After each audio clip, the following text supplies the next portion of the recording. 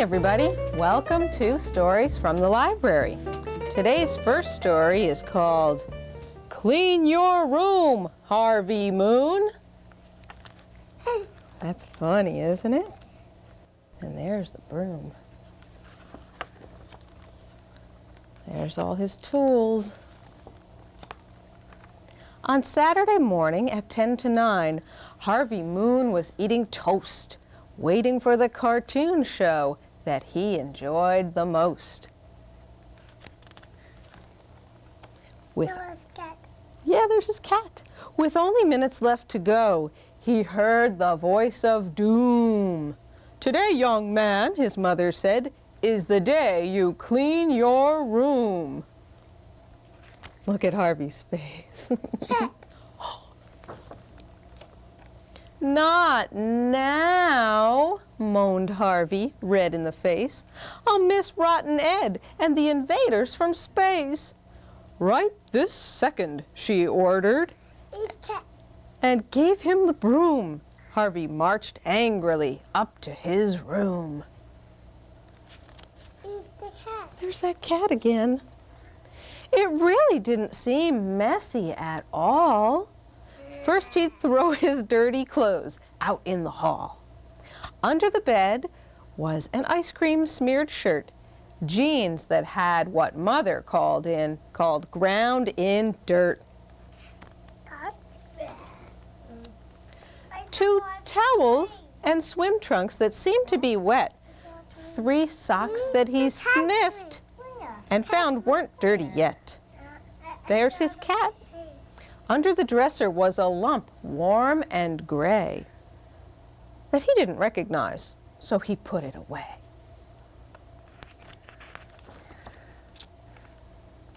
The floor of the closet had clumps, hard and dirty, of t-shirts and sweatshirts. It was 10:30. Harvey panicked, then thought, "I should be through soon. I'll eat lunch while I watch Creature Zero at noon."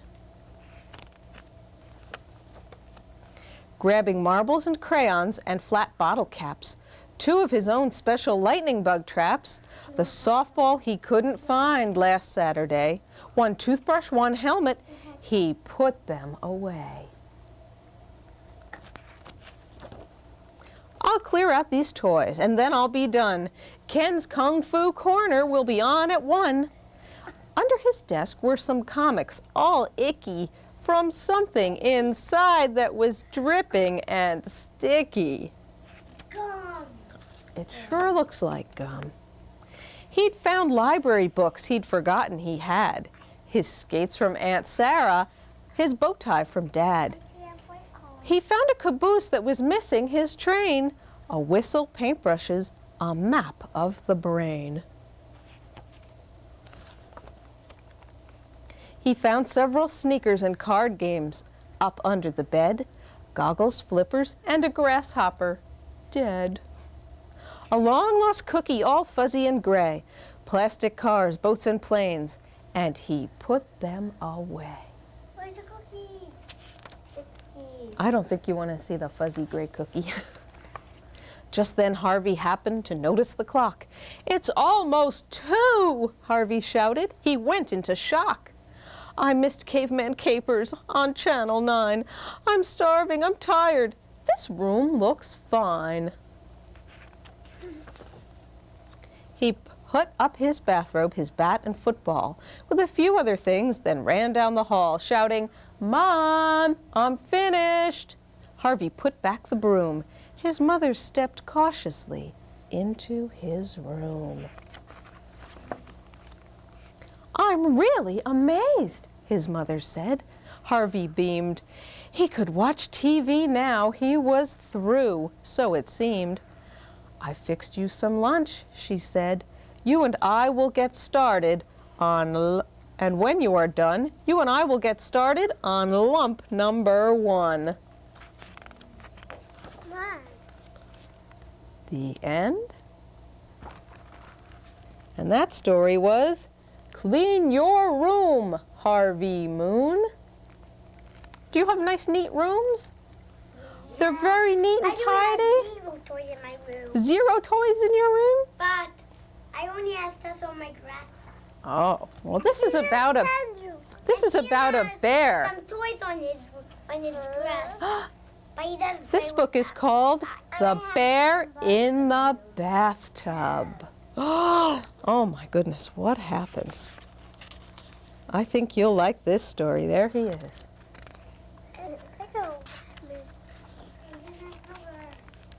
Once there was a little boy who didn't like to take baths. It's not bad. Every night his mother would call, "Andrew, come take your bath." And Andrew would yell back, "No! I don't like baths. I want to watch TV." But every night, rain or shine, Andrew's mother saw to it that Andrew took a bath. One night, Andrew's mother ran the warm water in the bathtub, opened the window just a crack to let the steam out, and went to call Andrew. Andrew sighed, turned off the TV set, and went into the bathroom. His mother was washing dishes in the kitchen. When she turned around, there was Andrew, standing in the doorway with a towel wrapped around him. "Andrew, I thought I told you to take a bath," she said. "I can't. There's a bear in the bathtub." Andrew's mother sighed. "Well, tell him to get out so you can take your bath." Andrew went back, but a few minutes later, he was back again. "He's still there." Andrew's mother took Andrew by the hand and led him to the bathroom. Sure enough, there was a big brown bear in the bathtub. Andrew's mother, "I think he got in through the window," said Andrew. Andrew's mother said to the bear politely, "Mr. Bear, would you please leave the bathtub so my son Andrew can have his bath? It's getting quite late." But the bear stayed in the bathtub. Andrew's mother went to tell his father about the bear. Andrew's father scratched his head when he saw the big brown furry animal in the tub. He said to the bear, "Mr. Bear, would you like something to eat? We have ice cream and cookies in the kitchen. You are welcome to have some if you will just come along and let my son Andrew take his bath." But the bear stayed in the bathtub. Andrew's mother pulled out the plug in the bathtub and said to Andrew, "I guess you can't take your bath tonight." And so, for the first time ever, Andrew went to bed without his bath. I bet he did like that bear. The next morning, the bear was still in the bathtub. It was a school day, so Andrew's father drove Andrew to school. At recess, the teacher called Andrew over and said, "Andrew, your face is dirty. Didn't you take a bath before school?" Andrew said, "I couldn't. There's a bear in our bathtub." The teacher didn't quite know what to say, so she just said, "Oh." After school, Andrew raced home. The bear was still in the bathtub. There was a policeman in the bathroom trying to get him out while Andrew's mother and father watched. "Now see here, Bear," said the policeman. "This will not do at all. I'm afraid I'll have to take you to jail if you don't leave this bathtub right away." The bear just looked at the policeman. What, animal jail? Yes, the policeman grabbed the bear's leg and began to pull, but nothing happened. The bear was too heavy. Finally, the policeman went away, shaking his head. Again that night, Andrew went to bed without his bath. The next day at school, the other children didn't want to play with Andrew. "You're so dirty," they said. "Why doesn't your mother give you a bath?" "She can't," said Andrew, "because there's a bear in our bathtub." "Bears don't live in bathtubs," said one very smart little girl. "They live in forests, and they eat fish and honey and all kinds of things, and they sleep all winter in caves." "Not this one," said Andrew. What fish? Fish is what bears like to eat. After school, Andrew walked home slowly. He hoped the bear would be gone when he got there, but he knew there was still trouble when he saw the great big red fire engines parked outside his house. The ladder from the hook and ladder truck was leaning against the bathroom window, and 2 firemen were standing on the top, pulling at a rope that came from inside the house. Andrew walked into the bathroom. 3 more firemen had tied a rope around the bear's stomach and were pulling with all their might. But the bear was still in the bathtub. Once more, Andrew had to go to bed without his... Right. The next day, none of the children at school would talk to Andrew. When he tried to play with them, they would run away shouting, "You're too dirty! Go home and take a bath!" Andrew was sad, and he knew he had to think of a way to get that bear out of the bathtub. Well, I think he's going to try something else. When he got home from school, his mother and father, the zookeeper, and the mayor were standing in the bathroom. The mayor was talking to Andrew's mother and father. He said, "We cannot have wild bears staying in bathtubs. If the bear will not leave, then we must tear down the bathtub and build a cage around the bear." Andrew's mother looked worried. "But we don't need a bear in the bathroom. We need a bathtub," she said. "It must be done," said the mayor. "Wait," said Andrew, "I have an idea." He went over to the bathtub and turned on the warm water. As the water was rising, he gave the bear a bar of soap and his special bottle of bubble bath. Then he went to his room and got all his toy boats. He brought them back and put them in the water. Then a strange thing happened. The bear began to splash around in the bathtub. He played with the toy boats and then he soaped himself all over. Andrew scrubbed his back. Then the bear pulled the plug, climbed out of the bathtub. Andrew got a big towel and helped the bear dry himself off. Finally, the bear gave Andrew a big bear hug and climbed out the bathroom window. "Well, young man," said the mayor, "I see you know how to handle bears. If your mother and father will bring you down to City Hall, I'd like to give you the keys to the city for your quick thinking." "That would be very nice, sir," said Andrew. "But first, if you don't mind, I'd like to take a bath." And that's the story of the bear in the bathtub. Move back, honey. Can you all make a nice bathtub with your arms? Make it nice and big and round. Okay. Baby's ready for his bath, and we've all made a tub. Here is the baby's tub. Here is the baby's washcloth. Get it ready. See how he can rub. Rub-a-dub-a-dub-a-dub. Rub-a-dub-a-dub-a-dub. Ooh, you're good in the tub, aren't you? Okay. Here's the towel. Hold your towels up. Now let's get the baby dry. Rub-a-dub-a-dub-a-dub-a-dub. All dry. Okay, now let's make a cradle for the baby. Here's the baby's cradle. Rock-a-bye, baby. Bye-bye. Oh, you did that so well. You're very good. Now, do you all feel nice and clean? Yeah. Yes, good. Well, I have another story that I think you'll like. It's called The Backwards Watch.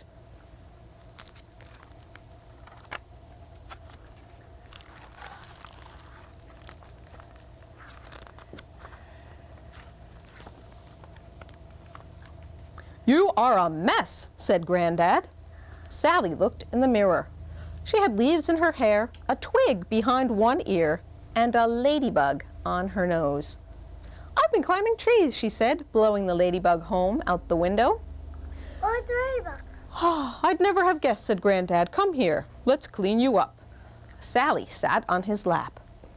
While he picked out the leaves and twigs from her hair, she inspected his forehead. She fingered the little dent under his left eyebrow. "When I was your age," said Granddad, "I would never have gotten myself so filthy." Sally sniffed. Sometimes when she was with Granddad, she wished you could close your ears as easily as you could close your eyes. "Can I wind your watch?" she asked, slipping it out of his pocket. "If you're careful," said Granddad. "When I was your age, I kept myself clean and neat," he repeated. "Just look at that bark on your clothes." Sally sniffed again. She began to wind the watch without thinking what she was doing, and somehow she wound it the wrong way. Sploing went the watch. "Now look what you've done," scolded Granddad. "You've broken it." "No, I haven't," said Sally. "The hands are still going. Look." They were. They were going around and around very fast, backward. Granddad stared down at the watch with his old weak eyes. "Good heavens," he gasped. Sally gasped too, because the moment Granddad saw the watch going backwards, he began to change. His white hair turned gray, then brown. His beard grew shorter, then vanished back into his chin, and his whole body became smaller and slimmer until he was a boy about Sally's age. "Hi," he said, "I'm George. Race you over this wall." Sally stared around her. She wasn't in Granddad's room anymore. She was standing in a street. It had strange lampposts, and old cars were parked by the curb. George was climbing over a brick wall. Sally followed him just as a trolley came clattering around the corner. She found herself dropping down into a junkyard. Broken, battered things were piled everywhere. The whole yard was a jumble of wheels and wires, doors and drawers, bikes and boilers, rotting wardrobes and rusty radiators. It looked wonderful. "Come on," said George, "let's make something." So they did. They collected planks and pipes, boxes and bathtubs, iron sheets and wooden chests. They built a castle. It was hard work. They pinched their fingers and scratched their elbows and scraped their knees. They got rust in their hair, splinters down their necks, and dirt all over their faces. Sally loved it. The castle was magnificent. It had a lookout tower made from a wardrobe, a drawbridge from a cupboard door, and a sinister flag, a bent umbrella with George's handkerchief tied on. Sally said, "Now we need a dragon." George found an old tricycle. Sally discovered a platform with wobbly wheels. They're making a dragon, see? Together they dug out a broken boiler, a battered bucket, and pieces of stovepipe. Making the dragon was difficult. Sally was good at seeing where things should go. George was good at making them fit. By the time they'd put the bucket on for its head, the dragon looked fierce and hungry. "I'll be the dragon," said Sally, "and you can be St. George in his castle." They had a wonderful battle. At last, the dragon managed to push the lookout down the lookout tower. At the same time, St. George managed to poke the head off the dragon. It fell on top of him and made a little cut under his left eyebrow. Then the dragon fell to pieces. So did the castle. Sally picked up George's handkerchief and wiped the cut on his forehead. "Let's call that a draw," she said. Then they stared at each other and began to giggle. They were each such a mess. Suddenly the gate opened and an angry-looking man stalked in. "Just look at you," he shouted, grabbing George by the arm, "up to your ears in dirt. How many times have I told you to keep out of this junkyard? Your clothes are filthy again. Wait till your mother sees you." The man didn't seem to see Sally at all. He marched George out through the gate. George grinned at Sally and waved goodbye. Sally found herself back in Granddad's room. She was lying on Granddad's lap and he was snoring. She was still holding his watch. It seemed to be going the right way now. She got down and Granddad woke up. He yawned. "There," he said, "you look much neater now. You know, I never used to get dirty when I was your age." Sally smiled at him. "Didn't you?" she asked. She reached up and touched the little dent under his left eyebrow. "You got that when you fought the dragon in the junkyard, didn't you?" she said. Granddad blinked. "How did you know that?" he asked. "I was dreaming about that junkyard just a minute ago. There was a girl there, almost your age. She never came again, but we had a wonderful time." Granddad chuckled as he remembered, and for a moment he looked just like young George. Sally put the watch back in his vest pocket. And then she hugged him. Well, that was the backwards watch. Are your hands ready to wiggle around some more now? Ooh, shake them out. Oh my goodness. Remember the right hand, left hand? Let's do that one again. That was a lot of fun when we did that last week. Right hand, left hand, touch your head. Oh, very good. You all know where your head is. Right hand, left hand, touch your knees. Right hand, left hand, touch your nose. Right hand, left hand, touch your toes. Right hand, left hand, touch your elbows. Oh, that's a good one. Right hand, left hand, grab your ears. Can you wiggle them? Wig, wig, wig, wig, wig, wig, wig, wig, wig. Right hand, left hand, go to bed. Oh, but we'll have no sleeping now, because I still have another story for you. How much? It's called Under the Table. Yeah. We used to do that. We used to do it. You still go under the table? We do. I get something under the table and it's dropped. When there's nothing to do, I crawl under the table. When I want to be by myself, I crawl under the table. I can be happy or I can be sad. Under the table is a good place to be. I bring my dolls and my blanket and books. I bring my pillow and my crayons and sometimes a cookie. No one can fit under the table as well as I can. I'm the smallest in the family. I bring my box of buttons and spools. I bring my dominoes and blocks. There's hardly room for me. My dog peeks under and wants to join me, but he's too big. He pokes his furry brown head next to mine and licks me because he's happy he's found me. In winter, it's cozy, and in summer, it's cool. Sometimes I stretch a sheet over the table and make myself a tent. Then I need a flashlight so my dolls won't get scared. And I don't come out until Mama calls my name. One day, I pick up my black crayon and draw a face on the bottom of the table.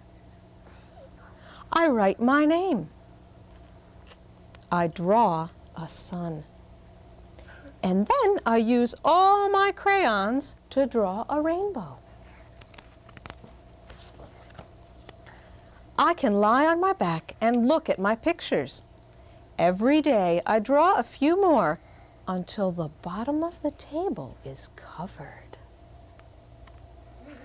It's the baby. One day, Mama and Daddy decide to move the table. They ask me to clean up all my stuff. My dolls, my blanket, my pillow, my crayons, my buttons and spools. Why don't you move the table? I don't know. My dominoes and my books. Yep, got to take that pillow too. They turn the table on its side. Mama gasps and looks at Daddy. Daddy gasps and looks at me. I say, "Uh-oh," in a little voice no one can hear. And right away I remember, you're not supposed to write on the walls, you're not supposed to write on your clothes, and you're not supposed to write on the furniture. Before Mama can say a word, I tell her I'm sorry. I tell Daddy I promise I'll never do it again. I promise and I promise and I promise. I start to cry. Then Mama and Daddy look at the bottom of the table again. "We love your pictures," said Daddy. "We would love to hang them up," says Mama. "Should we hang up the table?" asks Daddy. I laugh. "Paper would be easier," says Daddy. "You could take it under the table with you," says Mama. "A nice fat pad of white paper. I promise again to draw on the paper and never ever on the table." The next day, Daddy brings me a pad of paper. I slide it under the table with my blanket, my pillow, my dolls, and my crayons. I lie on my tummy and draw a picture for Mama and a picture for Daddy. Under the table is a good place to draw, and a good place to sleep, and a good place to read. I can be happy, I can be sad. Under the table is a good place to be. And that's our last story at story time today. And thank you all for being such a good audience. Give yourselves a round of applause. For you. Well, thanks for coming, everyone. I hope we see you at story time again.